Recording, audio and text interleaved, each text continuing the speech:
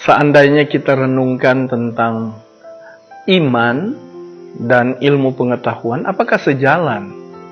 Saudara tahu bahwa kepercayaan, keyakinan, atau iman orang di muka bumi ini selalu kemudian berbasis pada tulisan, apakah itu dari kitab-kitab suci, ataukah apakah itu dari hikayat-hikayat, yang semuanya itu menceritakan tentang kemudian bagaimana manusia itu diciptakan dan apa hubungannya dengan Tuhan.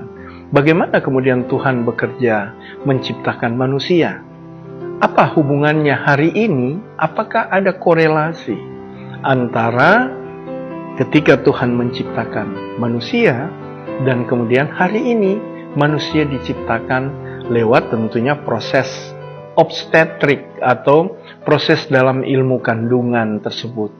Nah, ternyata saudara-saudara sekalian, yang kita tahu bersama bahwa Tuhan menciptakan manusia itu disebutkan di sana itu dari tanah liat. Ada juga yang menyebutkan itu dari debu tanah campur dengan air membentuk manusia, ditiupkan ruhnya dan kemudian hadirlah kehidupan pada Adam. Nah, sekarang bagaimana? Apakah manusia modern hari ini proses penciptaannya sama?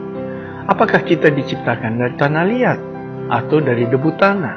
Nah, saudara-saudara, dalam perkembangan ilmu pengetahuan hari ini, itu kemudian disebutkan bahwa manusia kemudian hadir ketika terjadi proses fertilisasi, yaitu ketika sperma dan sel telur itu bertemu.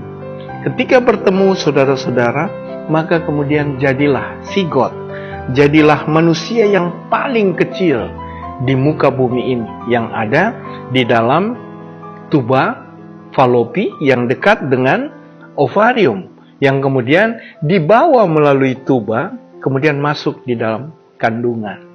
Itu proses. Nah, sekarang bagaimana? Apakah ada kaitan dengan debu tanah atau tanah liat tentang kehadiran manusia hari ini? Saudara-saudara tahu ternyata, saudara-saudara sekalian, manusia dilengkapi kehidupan, manusia bentuk hidupnya, tubuhnya itu lengkap, itu kemudian membenarkan apa yang diungkap-ungkapkan dalam kitab-kitab suci. Bahwa Tuhan merancang manusia satu persatu dan kemudian membentuknya menjadi sempurna. Jika kemudian kita lihat saudara-saudara, sperma dan sel telur ini adalah terdiri dari asam amino yang kemudian juga terdiri dari yang disebut dengan unsur-unsur tanah. Apa yang dimaksudkan dengan unsur-unsur tanah? Di sana ada kalsium, di situ ada ferum, natrium, kalium, fosfat, begitu juga ada sulfur.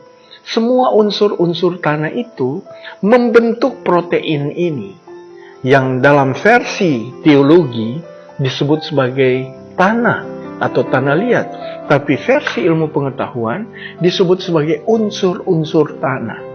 Kenapa disebut unsur-unsur tanah? Karena seluruh unsur-unsur yang membentuk protein ini ada di tanah. Apa itu kalsium, natrium, kalium yang saya sebutkan tadi? Ternyata Tuhan kemudian menyusun kita dengan ikatan-ikatan unsur tadi. Kalsium berikatan dengan natrium, kalium, magnesium, ikat jadi tulang. Ferum berikatan dengan natrium, kalium, hidrogen, oksigen, jadi darah. Begitulah cara kemudian Tuhan yang bekerja secara energis membentuk tubuh manusia menjadi sempurna. Nah, saudara-saudara sekalian, ini adalah prakata.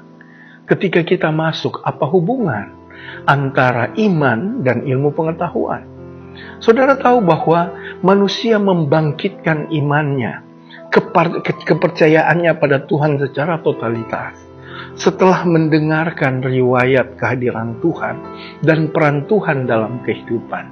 Nah, sekarang dengan pertumbuhan ilmu pengetahuan, saudara-saudara, manusia ingin membuktikan apakah benar apa yang diceritakan sehingga menghadirkan iman pada manusia terhadap kehadiran Tuhan. Apakah ada korelasinya? Apakah kemudian itu hanya sekedar cerita belaka? Nah, apa yang saya sampaikan tadi, ketika masuk dalam perenungan kita tentang hadirnya kehidupan, yang saya ceritakan tentang bagaimana Tuhan menyusun kita dari unsur-unsur tadi dan membentuk tubuh kita menjadi sempurna adalah versi sains, adalah versi ilmu pengetahuan yang tidak terbantahkan pada hari ini. Maka saudara-saudara sekalian, jika kemudian kita menghubungkan antara ilmu pengetahuan dengan asbabun nusul iman dan percaya manusia kepada Tuhan dan perannya dalam menghadirkan kehidupan pada manusia, maka kemudian kita percaya bahwa saudara-saudara, ilmu pengetahuan ternyata mendukung apa yang menjadi asbabun nusul, asal muasal dari hadirnya kehidupan, di mana Tuhan berperan sangat kuat dalam menghadirkan kehidupan itu. Maka saudara-saudara sekalian, pada saat ini kita kemudian sampai hari ini sering mengatakan bahwa antara iman dan ilmu pengetahuan itu bertolak belakang. Tidak, jangan dulu seperti itu. Karena hari ini dalam pengantar kata yang saya ungkapkan tadi, bahwa terjadi apa kebenaran tentang hadirnya manusia dengan bagaimana cara Tuhan menghadirkan tubuh manusia. Itu bisa kita jelaskan. Namun saudara-saudara, ada yang mengatakan bahwa itu tanah liat.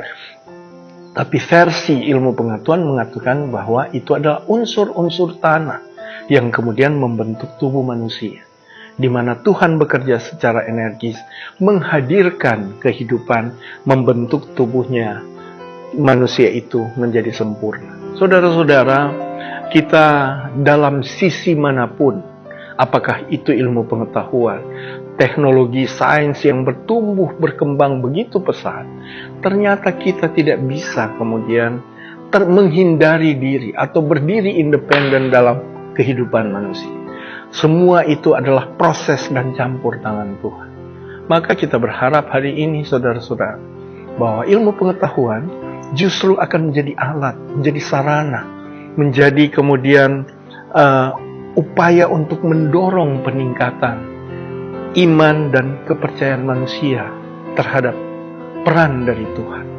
Yang kita sudah mulai lihat hari ini adalah bagaimana kemudian orang berusaha untuk terbebas dari keterbatasannya sebagai manusia, yaitu kemudian mereka menciptakan proses digitalisasi, di mana digitalisasi itu adalah untuk bisa seperti ada di dalam alam ruh, di mana alam Tuhan itu tidak terbatas, tidak dibatasi oleh ruang dan waktu.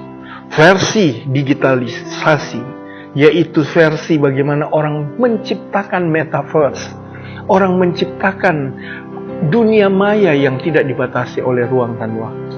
Ternyata kita telah menuju pada upaya pembuktian bagaimana Tuhan sangat berperan dalam menghadirkan kehidupan dan bagaimana ilmu pengetahuan mendukung dan kemudian memberikan pencerahan semakin lama semakin nyata tentang peran Tuhan dalam kehidupan umat manusia. Demikian.